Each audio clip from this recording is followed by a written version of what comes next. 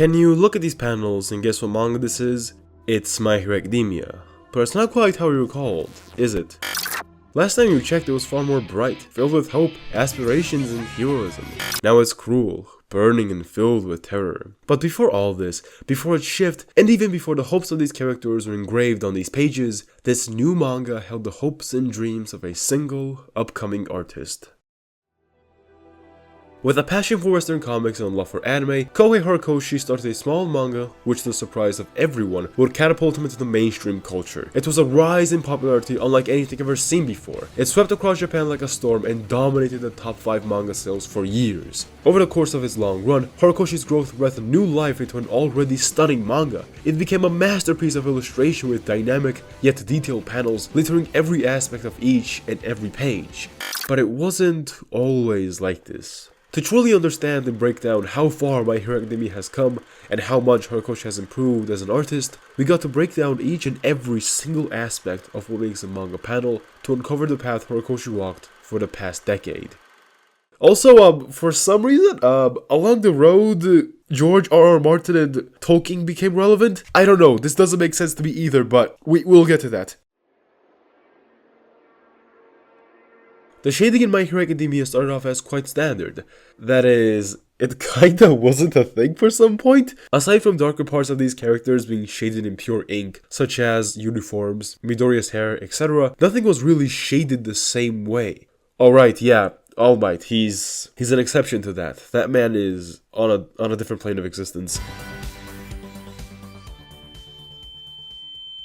Cross-hatching for the most part didn't really exist either, mostly being substituted by screen tones of various types, like dotted or pencil textures. This law is broken, however, by All Might again, eldritch creature. Even back in 2014, Horikoshi was very versatile in his shading. On rare occasions, he would even contrast the status quo with chaotic cross-hatching. As I mentioned, shading at times can exude more emotion from characters than their actual expressions, and these two panels capture the total opposites perfectly. They set the mood for exactly what the author was going for, and it just gives everything that little bit more of a magic to it. And speaking of capturing emotions through shading, well...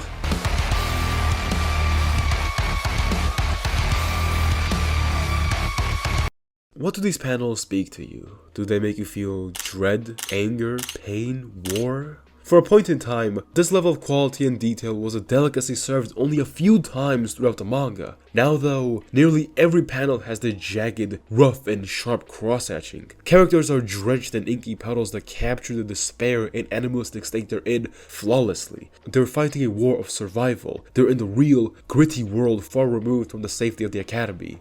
Not that it was that safe to begin with, apparently. Oh well. Long gone are the days of bright aspirations of this young lad. Now he is, well, this. I think this single panel perfectly captures how far My Hero Academia, and by extension, Horikoshi have come in terms of line work and detail. And well, we're going to expand upon that right now. Line work has the biggest influence on art style, perhaps second only to shading. At the beginning of My Hero Academia, the line work was simple yet very hard to master. Its characters were very clean and nearly never had any inconsistencies. They were smooth, elegant, soft, and best of all, they feel as if Horikoshi meticulously planned each and every line before engraving it with ink. Trust me, this is very meticulous. I know, I spent years doing this shit. To find out more about my suffering later, subscribe! Big video incoming! This style of near-perfect and clean line work symbolizes the simpler and brighter nature the series had wait. I feel like I've said this over a dozen times in my other videos! What? There's a trend of associating artists' transition into a more inky, uneven and rough style to just the story becoming more mature. But that rarely is the intention. I think there are 3 reasons for why this actually happens.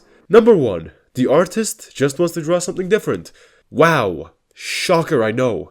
Number 2. The art style genuinely needs an overhaul for it to fit the narrative the author wants to make. Like with The Gray Man, Katsura Hoshino made clear efforts to change the way the whole series looked to make it fit the new gritty and psychological turn. By her own words, the style just didn't fit the story anymore. Oh shit, wait, let me check. Is there actually a new The Gray Man chapter? Oh my god. I'll be back. Give me a sec. 20 minutes later. Yeah, number 3. Time restraints. Drawing for years without an end in sight can be daunting, and the time you have to draw intricate, clean, clear, and simple line work can slowly decrease. Making line work like this far easier because option B by nature allows you to make more free strokes with little consequence, whilst the latter is quite the opposite. A misshapen line can stand out like a sore thumb. A good example of time restraints in health is Jujutsu Kaisen. The author's health issues, along with no clear story reason to change the style, leads me to believe he had to adapt because of the rigorous schedule. It's also fair to say that I don't know anything. I'm just an 18-year-old artist wannabe. None of this shit is facts. I might be fully wrong. To say I don't quite know the intricacies behind Horikoshi or any mangaka's work process is a massive understatement, but these observations I made from my own perspective, so don't take them as facts. With that being said and my family being safe, I believe Horikoshi is the combination of the first two. And let me tell ya, it led to some spectacular results.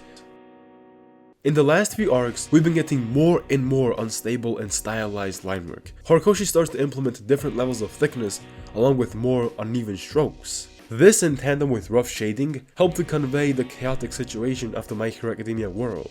Line work usually is the very foundation of detail, but if you utilize its thickness and stroke patterns, you can give line work itself detail, whether that be through enhancing the perspective or practicing and mastering its chaotic qualities. To be frank, line work even now is a far cry from rough. Horikoshi still captures that elegant and precise craftsmanship. However, it feels far more liberating. It's not bogged down to just one method. Horikoshi nearly never diverged from his style before, but now he masterfully changes its consistency from page to page, adapting it to any situation or chaotic clash of titans. Previously I got flack for using the terms rough and messy because people saw that as an insult, but I don't mean the art is bad, not at all, it's great. I just mean that as a description for the art because that's how it is. That's the description.